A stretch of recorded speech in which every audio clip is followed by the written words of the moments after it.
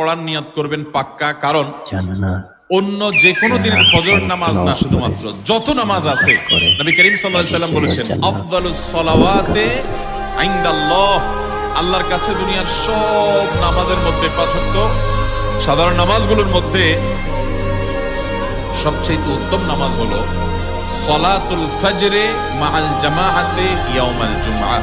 জুমার দিন ফজরের নামাজ জামাতের সাথে আদায় করা হলো যত নামাজ আছে এর মধ্যে সবচেয়ে শ্রেষ্ঠ নামাজ। তাহলে জুমার দিনে এই বিষয়টা বিশেষভাবে খেয়াল রাখবো। জুমার দিন ফজর নামাজটা পুরুষরা কোথায় পড়বো, এবং সেটা বৃহস্পতিবার থেকে পরিকল্পনা শুরু করবো যে কালকের ফজর নামাজ যাতে কোনো অবস্থাতে আমার মিস না হয়। আমাদের আখিরাতের ব্যবসা এটা ভাই, আখিরাতের কারেন্সি সংগ্রহ করা। যত কোটি কোটি ভালো ভালো আমলগুলো করবেন, আপনার আমল নামাতে আমল সওয়াব জমা হতে থাকবে। চেষ্টা করবো তো ইনশাআল্লাহ। আমাদেরকে শয়তান অন্যদিন ফজরের নামাজ পড়ার সুযোগ হলেও